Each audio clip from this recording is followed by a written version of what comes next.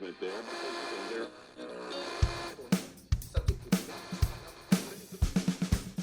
You're listening to Head South Radio with your host, Kat Meyer, a podcast dedicated to prioritizing pleasure and removing the stigma and shame around sex. We're here to be curious and have an open conversation about sexual health and relational wellness. This podcast is intended for educational and entertainment purposes. The information discussed is not a substitute for professional medical advice. Hey guys, I'm Lily, Head South's sound designer. Unfortunately, Kat lost her voice, but on this week's episode, she has a conversation with Emily Sauer, the sprightly serial entrepreneur who has always been passionate about creating catalysts that spark human connection. While developing and launching Ohnut, which are a set of buffer rings created to reduce pain and increase pleasure during penetrative sex, she also co-founded the Lady Bits League, the Pain Perception Project, and Pelvic Gym to connect people and professionals from all over the pelvic health world through education and story. As many as 80% of women will experience pain during sex at some point, according to the American College of Obstetricians and Gynecologists. For many women, the pain is rare or happens only once, but for others, it's persistent. And in most occurrences, women are suffering in silence and do not disclose this pain to partners and healthcare providers. And when they do, they are sometimes met with dismissal or unhelpful responses. Emily was one of those people, which is what motivated her to innovate and create a solution for painful sex. Kat met Emily a year ago this month at a Free the Pelvis panel talk event hosted by friends at The Floss. If you are experiencing pain during penetrative sex, please know that you are not alone, and we highly recommend you look into the Ohnut. And with all of that being said, we hope you enjoy this episode and have a lovely week. Hi. Hello. So let's get started by who are you? Who am I? Oh my God. Do we have enough time?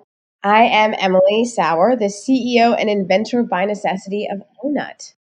Yeah, I found you guys through Instagram, and then I introduced you to a friend of mine who was hosting a pelvic floor event in the spring.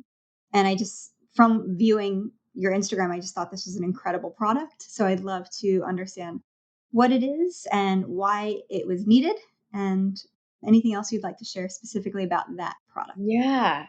I appreciate you starting here just to get the dirty stuff out of the way. Ohnut was really created out of necessity, out of personal necessity. But ultimately, I found out through the creation of a product that 75% of women will have painful sex in their lifetime. But we wouldn't know how common painful sex is based on how little we talk about it. It is so deeply unfortunate that millions, if not billions of people are suffering in this very shared experience and feeling alone, when in fact we're not alone at all. So I created Ohnut because after looking for help unsuccessfully for over 10 years, I felt completely powerless in a body that I didn't understand. The way that it works, I'll just get into that. When I was experiencing pain during sex, again, I had it for about 10 years and I never told anybody.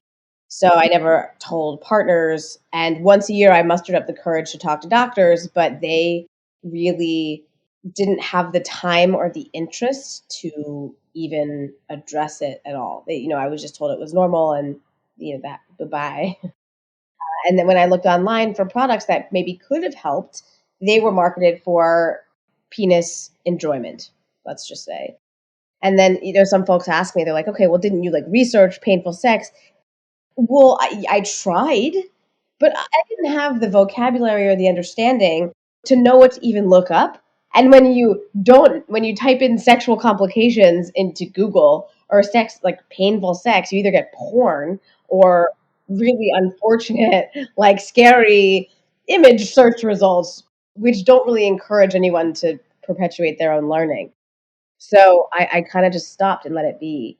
And then finally I got to the point where painful sex wasn't just painful sex anymore. It impacted my entire identity. I wasn't the person I thought I was. I wasn't the partner I wanted to be. And I just got really depressed, honestly. So when I came up with this crazy idea to, if I could just control how deep penetration went. For me, pain deeper inside the pelvis was what was bothering me. If I could just control how deep penetration went, then maybe I wouldn't dislike myself so much. And from there, the idea of putting a donut on a penis was like the most joyful thing in the world compared to how I was feeling otherwise. And I started talking about painful sex for the very first time. And I told people, I was like, I have painful sex. And I came up with this crazy idea. And the response that I got was like, oh my gosh, I have that too. Or I know someone who has it. Or I was with someone who was in pain. And very quickly, I just learned how eager people were to start the conversation about painful sex, to feel like there was an outlet, a sense of belonging, a sense of understanding. Yeah. Permission to talk about it, like permission to be. Absolutely. Oh Yeah. my gosh. It was just like this force, Oh, that was this very, very young idea that hadn't really taken shape yet. And it was already running. And I was chasing it from the very beginning. It just like, oh my God, slow down, please. But from there, I started attending medical conferences and gaining the education around pelvic pain, around painful sex, around sexual medicine. It's like, what is sexual medicine? Wow. To really understand that female sexual health is deeply undersupported and underfunded. And yet there are so many clinicians who do care and can help, and ultimately did help me develop a product in a way that is now helping, hundreds of thousands of people.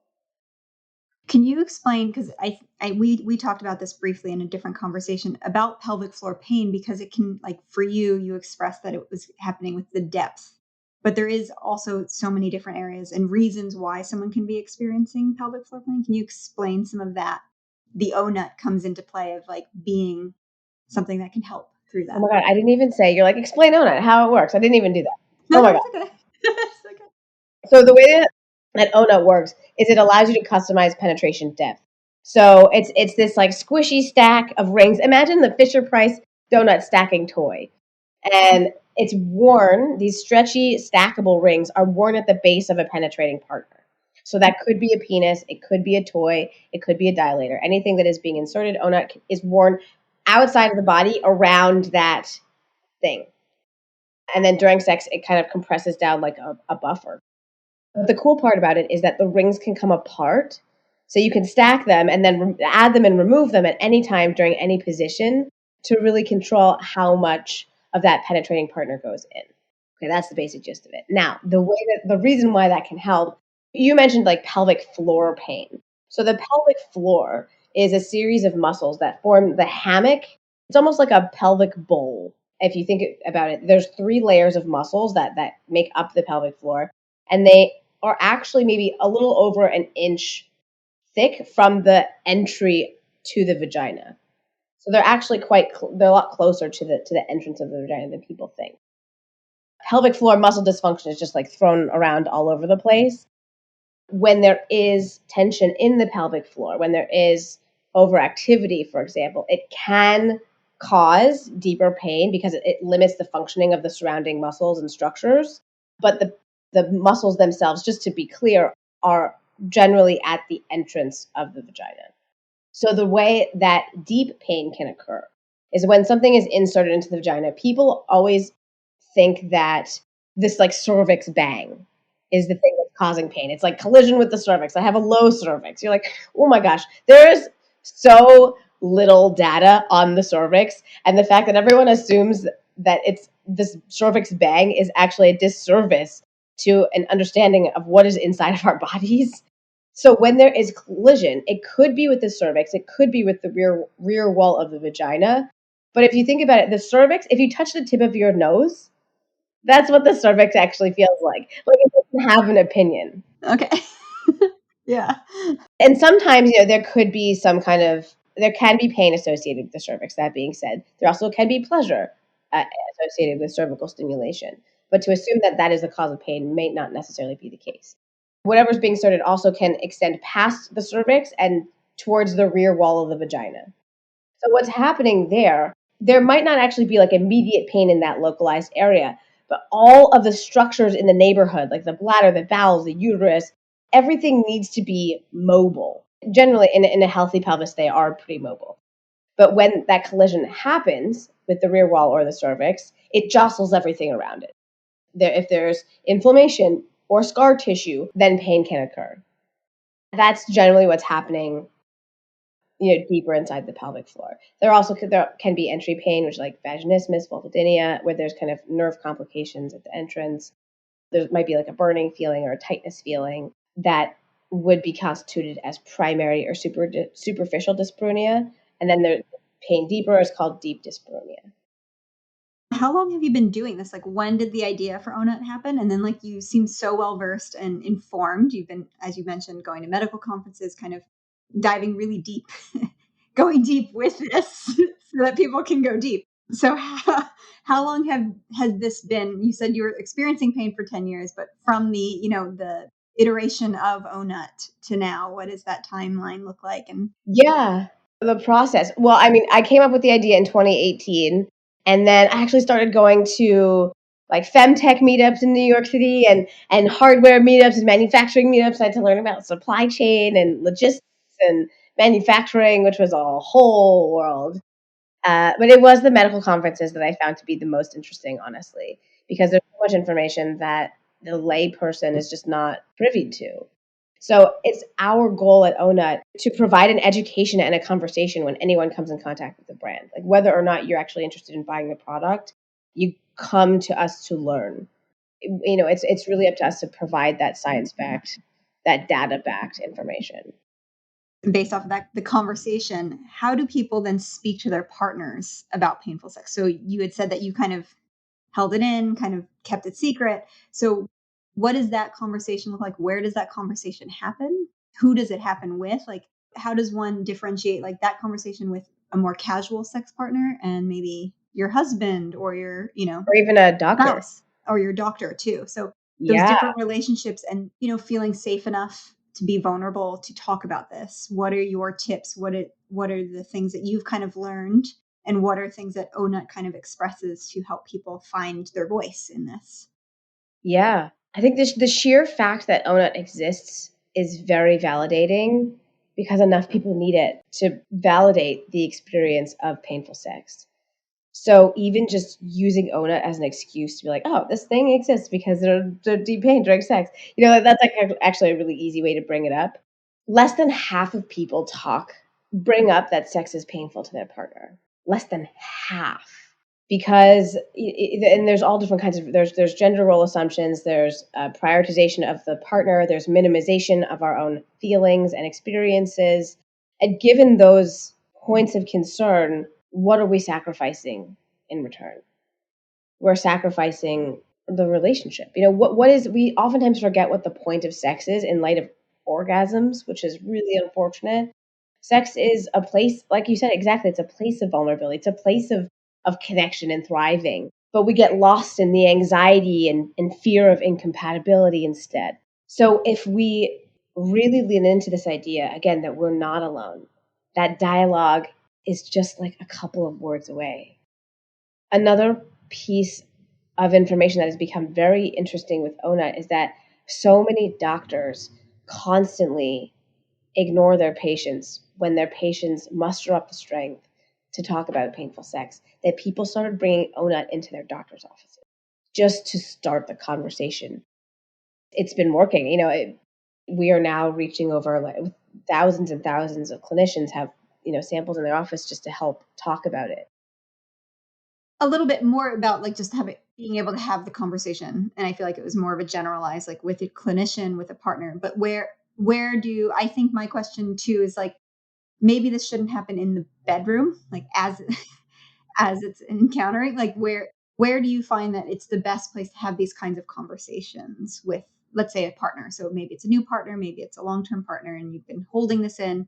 How does someone introduce like, here is the Ohnut? You know what I mean? Like how do they bring that into the bedroom?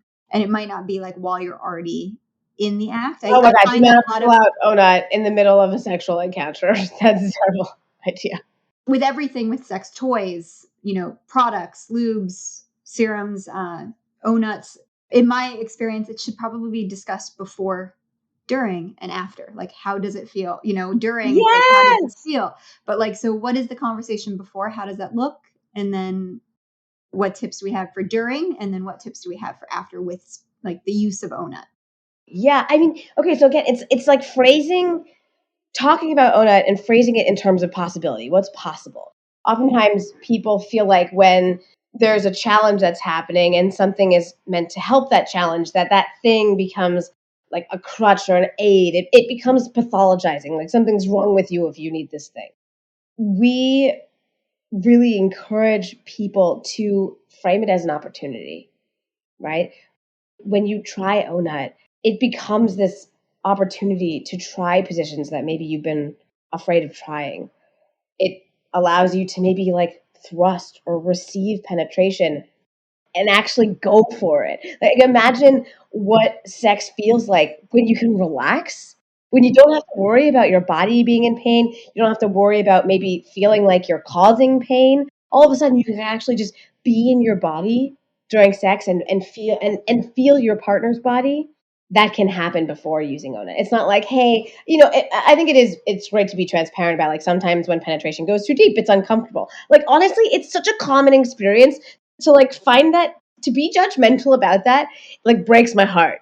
It's super common. Like let's just talk about it and be like, okay, and then here's this thing that we can try that allows us to do all these other things. Great. Like we use lube, we can try all these rings. And then to your point earlier about opening up a dialogue around how it feels, like asking during sex, like how does this feel? Do you want to add another ring? Do you want to take one away? Where before there was shame and tension in the body. Now there's, again, it brings us back to a place of trust and safety as a foundation so that we can let go and play.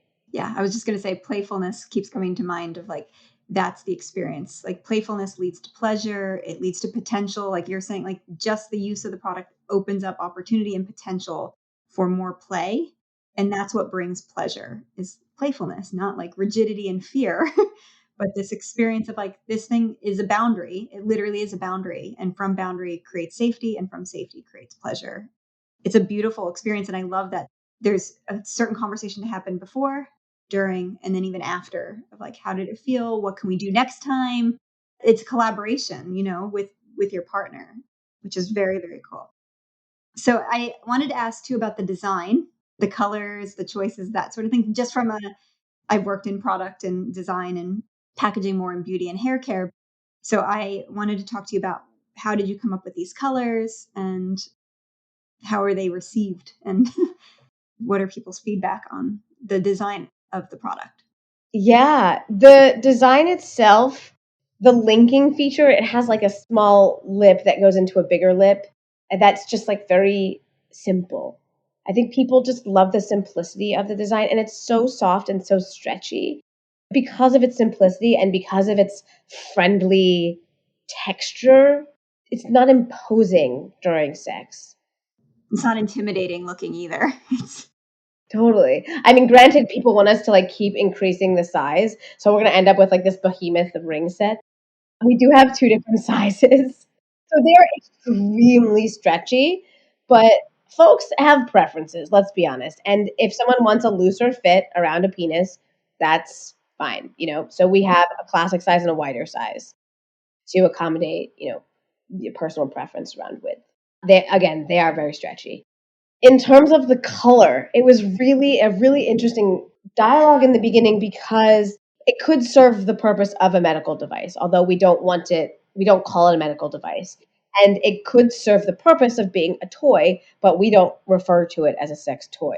So what are the colors? I'm curious, like what are the colors that you think of when something's not a medical device and it's not a sex toy? I mean, yeah, I would say like softer or brighter, like not anything. Cause yeah, I find sex toys, sometimes the colors are a little bit like it's like black or, a certain thing. And then with medical, it's like usually nudes or neutrals, boring and bland. Yeah. And so I think for something that's in between, which I'm curious is what do you guys describe yourselves as? Is it a sexual enhancer product? What category do you find Ohnut to be under? Yeah, it's interesting because it's a really tricky question because it's like logistically speaking, adult novelty distribution is like very set up. There are all kinds of stores and distributors that make it very easy to be in adult shops, but even in an adult store, like where do we go? And then you go to an outpatient hospital at Mayo Clinic or Harvard Cancer Research Institute, and where does it go there? I would show up at sex expos, and where do we fit there? And then we go to medical conferences, and where do we fit there? Like, we don't fit it. It's like, it's crazy that there are so few products that redefine sexual health as health. And there is such a momentum right now of that happening in digital health and consumer packaged goods. So it's actually a really exciting time, really a surgence of new products and initiatives that focus on women's pelvic health in a way that's not toy related or overly medical. You know, these consumer medical products are becoming more and more available. Yeah. You ask a very good question. We call ourselves a wearable, which defines us in a category that is taken very seriously. Again, because, you know, we consider ourselves a tool or a device or a wearable is kind of the language we use. As far as the color goes, just to go back to that, we ended up with this like soft, light jade color. As blues to me, like light blues felt medical, and grays and creams, like you said, felt drab. And so we kind of did a slightly greener blue. You're right. It matches like my jade roller, like the jade, like the face roller. It feels like a very approachable, playful color without it being too in your face, like, hey, we're fun. Like, it's not screaming toy in that way. It's it's subtle, but like bright enough that it's not boring. Totally. And it's flattering on all skin tones, which is important as well. I could see that because I was wondering that too of like, would you do skin tone versions of the Ohnut?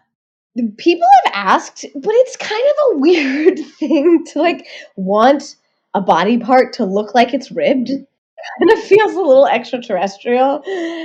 And people say that they want it, and we actually tried. I got some test versions in skin tones, and people hated it. They hated it. And also, there's like so many different skin tones, so it's a hard thing to match. No, I like the light jade, and understanding why that color was chosen makes a lot of sense. Because then, it is flattering on all skin colors. It is a separate part. You don't want it to be camouflaged with the body. I don't think. I feel like, right? It does feel a bit weird and foreign, and yeah, the idea of it, you're like, oh yeah, I want it to blend in, but then when you think about it, you're like, no, in the experience, we don't want that to happen. In fact, the most common request that we get is people want it to glow.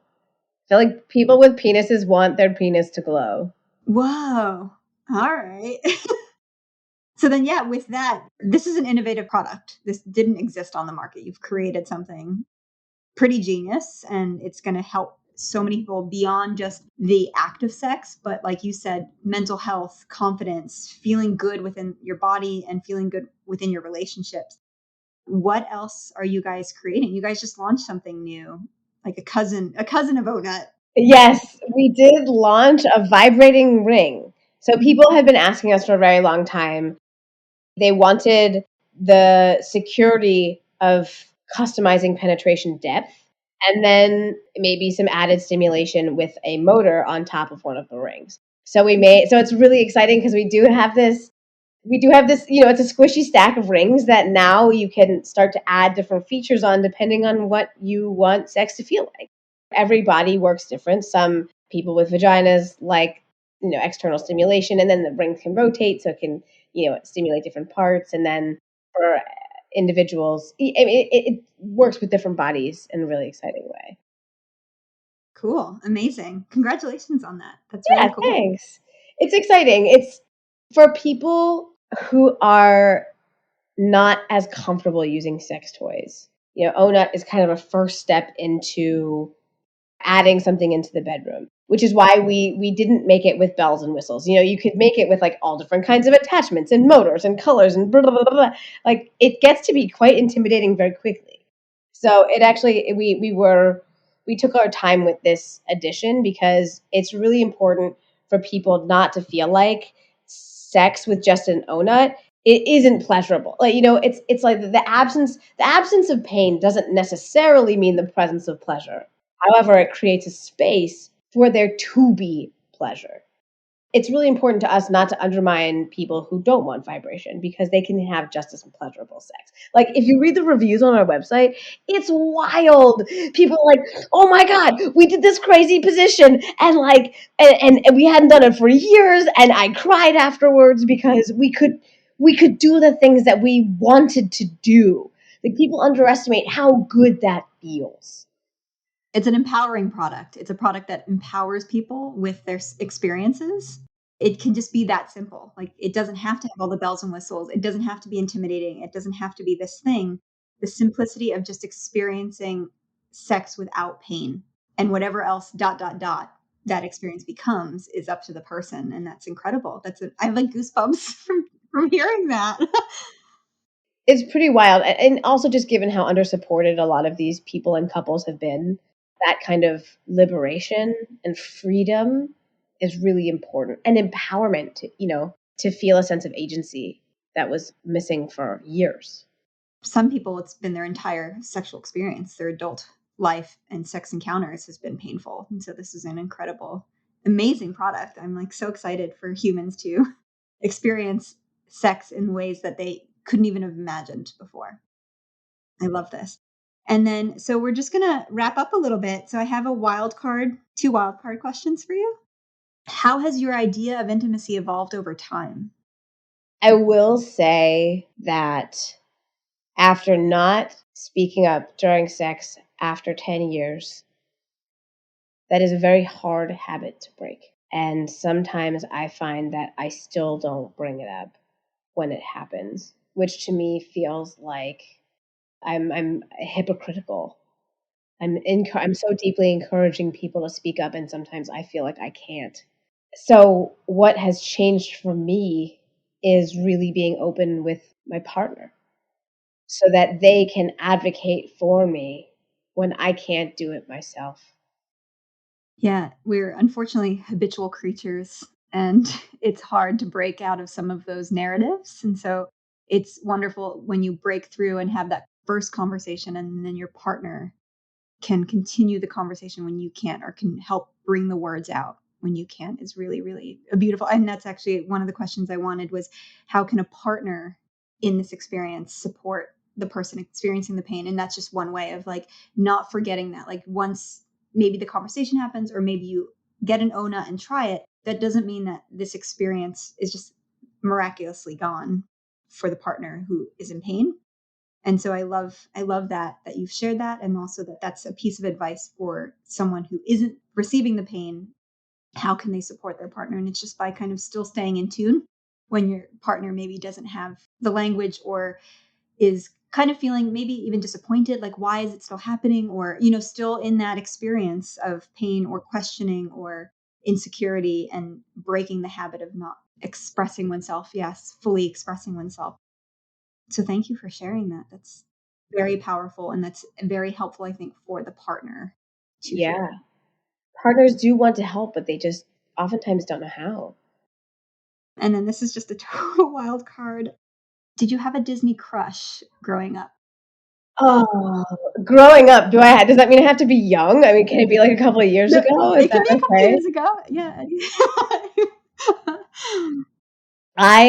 The How to Train Your Dragon preview, when he is just like, he's on the dragon, and the dragon is just going for a crazy ride, and he's like, wah! Wah! Like, and oh my God, and it's this like roller coaster of a dragon ride, and then he lands and takes off his helmet, and he's this nerdy brunette. Just like, oh my God, please come home with me. That film series, that's the best hair I've ever seen in animation, by the way. And like his hair, I forget his name. I know the dragon's name was Toothless, but I forget the guy's name. But I'm totally there with you. Like, nerdy, skinny, but like, it's hot. He's a hot little dude. But that is some of the best hair in animation I've ever seen. And like, I have a hair care background, and it's very appreciated. His brunette, like, floppy Yeah, he just kind of boy like band an hair. adventurous. Like, he would totally use an Ohnut and talk about it and be like, "Yeah, let's try this." Like, He's like, yeah, this is great. Like, totally support. He's definitely a supportive boy. Like, he's Absolutely. There is one last thing that I would love to read. I realize it's a bit out of order. I don't know if it's helpful no. to edit it backwards. But in terms of the partner conversation, and even just the conversation for an individual with themselves, there's a letter that comes in the box. So I wrote all of the packaging as if it were all of the things I wanted to hear when I needed to hear them the most. And every box includes this letter. It says, a big congratulations not only on your new Ohnut, but also on all the hard work that led you here. The journey is never easy. I tell you with my full heart, you are sexy exactly the way you are. You're a problem solver, a shoulder to lean on, a spreader of joy. You put a lot of love out there, and you deserve to live that love you share. So in the spirit of curiosity, embrace adjustment, awkward moments, and small mighty victories. And know deep down, but not too deep, that you're doing great. Now go play. All of my love, Emily. I love that. Thank you for sharing that. That's actually the perfect way to close Okay. the episode, is with that letter, because I think that's exactly your messaging. It's your mission. It's your heart. It's you talking to yourself and then anyone else. And 75% of women who are experiencing this with you it's incredible. I think we all need to hear it. Yeah. Honestly. Anyone experiencing sex needs to hear that. Anyone experiencing sex, absolutely.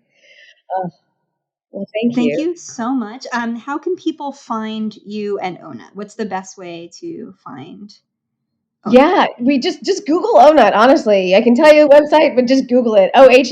Even if you misspell it, it will be there. It a penis ring, donut bumper, however you remember it, if you just throw it into Google, we'll be there. And we're also on Instagram and TikTok at Ohnutco, Ohnutco. Our TikTok is so wonderful.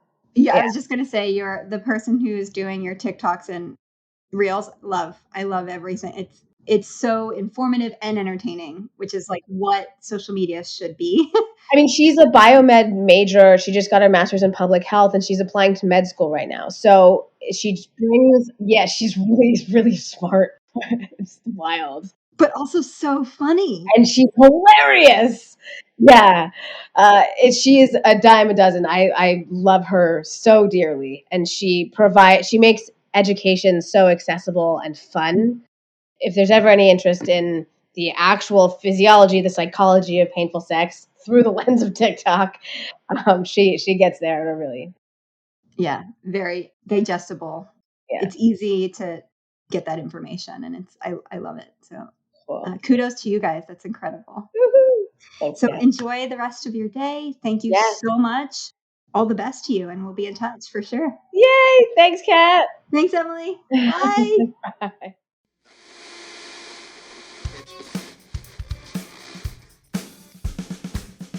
Special thanks to all of our guests.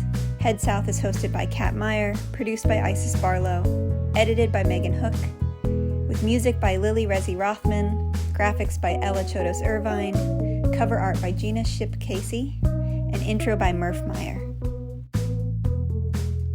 If you're looking for me